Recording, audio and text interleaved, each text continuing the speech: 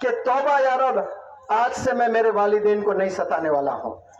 आज से अहद कर लें आप लोग, 10 में 8 नौजवान बच्चे अपने वालिदैन को सता रहे हैं। और न जाने ड्रग्स में कितने बंदे इन्वॉल्व हैं। बहुत से यंगस्टर्स, एक नहीं, हर दूसरा बंदा आज के जमाने में ड्रग्स में इन्वॉल्व हो रहा है। हर दूसरा बंदा ड्रग्स में इन्वॉल्व हो रहा है। 10 साल के बंदे, 11 साल के बंदे, 12 साल के बंदे ये ड्रग्स में इन्वॉल्व हो रहे हैं। जम्मू कश्मीर मेरा जाना हुआ लेक्चर देने, 1 करोड़ पॉपुलेशन सही नहीं है वहां पर, 1 करोड़ 20-25 लाख, उसमें 12 लाख नौजवान बच्चे ड्रग्स में इन्वॉल्व है। कर्नाटका के कितने बच्चे मेरे पास में आते हैं मोबाइल एडिक्शन में, ड्रग एडिक्शन में, इश्कबाजी में। ये कैंसर से भी खतरनाक डिजीजेज है, याद रख ले। कैंसर जब बीमारी आती है, सबसे पहला ख्याल क्या आता है कि बस कुछ ही दिन बचे हैं, यही ख्याल आता है ना। अगर मालूम हो जाए कि फलाने बंदे को कैंसर है तो सबसे पहला ख्याल क्या आएगा, अब ये बचने वाला नहीं है, बस कुछ दिन का मेहमान है। बिल्कुल इसी तरह जितने भी नौजवान बंदे हैं वो सुन ले मुझे, जो मोबाइल एडिक्शन है, जो मोबाइल दिन में 100 दफा अपने हाथ से छूता है, समझ जाए कि उसको ये बीमारी है। जो बंदा 100 दफा दिन में अपने हाथ से मोबाइल को ऐसा छूता है या जेब से निकालता है, समझ जाए कि उसको कैंसर जैसी बीमारी है। जो बंदा ड्रग में इन्वॉल्व है, सिर्फ सिगरेट नहीं, सिगरेट के साथ में टोबाको ले रहे हैं, छालिया खा रहे हैं, पान खा रहे हैं, गुटखे खा रहे हैं, फिर उसमें गांजा डाल के क्या क्या हो रहा है आज। 10 साल के बच्चे, अभी हैदराबाद में एक स्कूल की वीडियो आई है, एक स्कूल के बराबर में एक पान शॉप है, वो फ्री में बच्चों को चॉकलेट्स दे रहा है। कौन सी उम्र के बच्चों को, 8 साल, 9 साल, 10 साल के बच्चों को। और 2-3 महीने वो चॉकलेट खाने लगे, उसके बाद चॉकलेट में वो गांजा मिलाने लगा और बच्चे एडिक्ट हो गए। वो एक चॉकलेट 10 रुपए, 15 रुपए, 20 रुपए में देने लगा, तो स्कूल के आधे से ज्यादा बच्चे ड्रग एडिक्ट हो गए। और जब ड्रग एडिक्ट होते हैं तो ये जो दिमाग है ये कुंद हो जाता है। आपको हाथ पर कोई जबरदस्त चोट लगी है, ऑपरेशन करना है, तो डॉक्टर एनेस्थीसिया देते हैं, उसको लोकल एनेस्थीसिया कहते हैं, यानी इतना ही हिस्सा सुंद हो जाता है, उसको आप काटे भी तो पता नहीं चलता कि काटा जा रहा है। एक तो पूरा एनेस्थीसिया होता है जो बेहोश कर दिया जाता है, एक लोकल एनेस्थीसिया होता है, वो उसी एरिया में सुन किया जाता है। ड्रग लेने से जो अल्लाह ने दिमाग दिया है, जिसकी वजह से इंसान को एक टाइटल मिला है अशरफुल मखलूकात। अल्लाह ने हमको क्या टाइटल, अशरफुल मखलूकात, यानी हम आला है।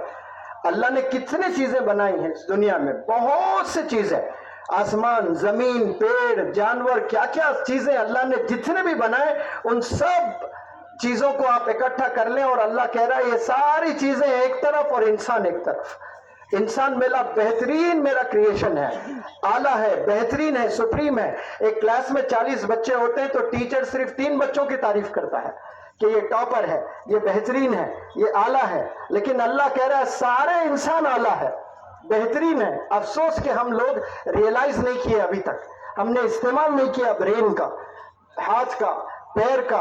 रोनाल्डो ने पैर का इस्तेमाल किया तो वर्ल्ड का टॉप फुटबॉलर बन गया। सचिन, विराट कोहली ने हाथों का इस्तेमाल किया तो टॉप के बेहतरीन, आपने क्या बने, क्रिकेटर बने हैं।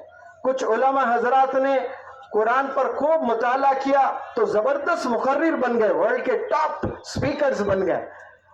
तो वो लोगों ने इस्तेमाल किया तो उसका फायदा हुआ है। आज हम लोग दिमाग रखकर भी इस्तेमाल नहीं करते हैं, तो दिमाग लोहे जैसा है। अब ये जो लोहा है, दिमाग बिल्कुल इसी तरह है। लोहे को अगर इस्तेमाल नहीं करोगे तो वो लोहा जंग में तब्दील हो जाता है, it catches rust if it is not used.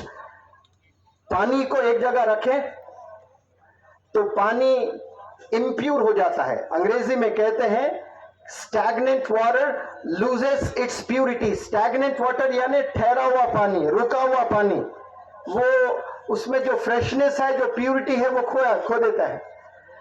दिमाग का इस्तेमाल अगर नहीं करते हो तो दिमाग लोहा हो जाएगा। हालांकि दिमाग है डायमंड, लेकिन ये लोहा हो जाएगा, ये कुंद हो जाएगा। ये ड्रग्स लेने की वजह से ये दिमाग कुंद हो जाता है। मोबाइल एक्सेस यूज करने की वजह से सोचने की, समझने की, क्रिएटिविटी की जो सलाहियत होती है ये डेड हो जाती है। इंसान क्रिएटिव नहीं बन सकता मोबाइल यूज करने वाला, इंसान कभी भी इनोवेटिव नहीं हो सकता है एक्सेस मोबाइल यूज करने वाला। इसीलिए मैं कह रहा हूं कि ये बीमारियों से नौजवान बच्चों बचें। कौन सी बीमारी से? मोबाइल एडिक्शन से। और कौन सी बीमारी से? ड्रग एडिक्शन से।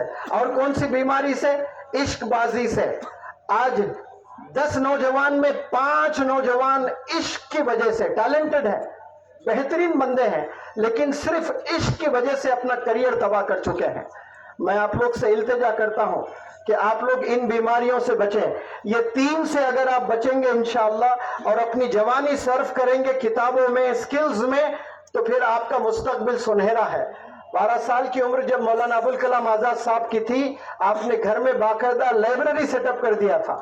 आज कोई 12 साल के घर के नौजवान बच्चा है, उसके घर जाए, देखिए कोई लाइब्रेरी मिलेगी? लाइब्रेरी नहीं मिलेंगे आपको। कपड़े मिलेंगे आपको, मोबाइल्स मिलेंगे, गैजेट्स मिलेंगे, लेकिन किताबें नहीं मिलेंगी। यहाँ के बालापुर के तमाम जिम्मेदारान से मैं अपील करता हूं कि यहाँ best of the best school establish करें। आज हर घर में बेहतरीन खाने खाए जाते हैं।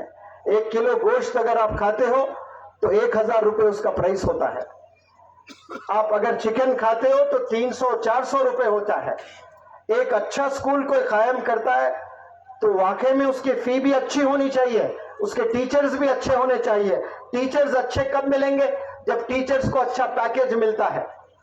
तो जब कोई एक बंदा आकर स्टैंडर्ड स्कूल एस्टैब्लिश करता है और बेहतरीन एजुकेशन दे रहा है, जबरदस्त टीचर्स को ले आया है, तो उसके दुश्मन कौन बनेंगे पता है आपको? बाकी जो 99 स्कूल्स हैं वो दुश्मन बन जाएंगे और उसी गांव के तमाम लोग हसद करेंगे कि अरे ये बंदा तो करोड़पति बन गया 5 साल में।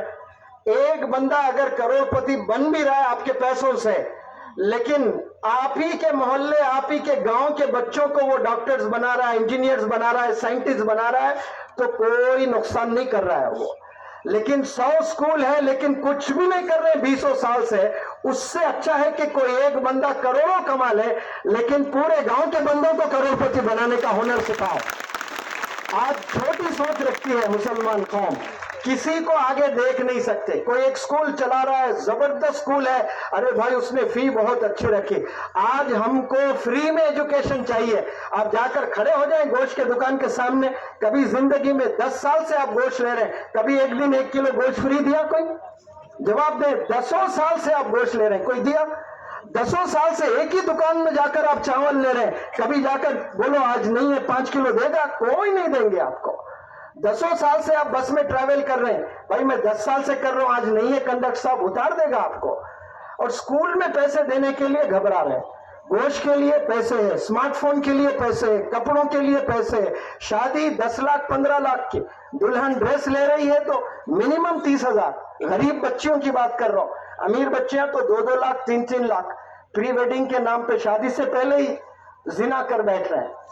अब जाकर हाथों पे यहां से लेके यहां तक मेहंदी लगा रही है, और छूने वाले कौन है? नौजवान बच्चे हैं।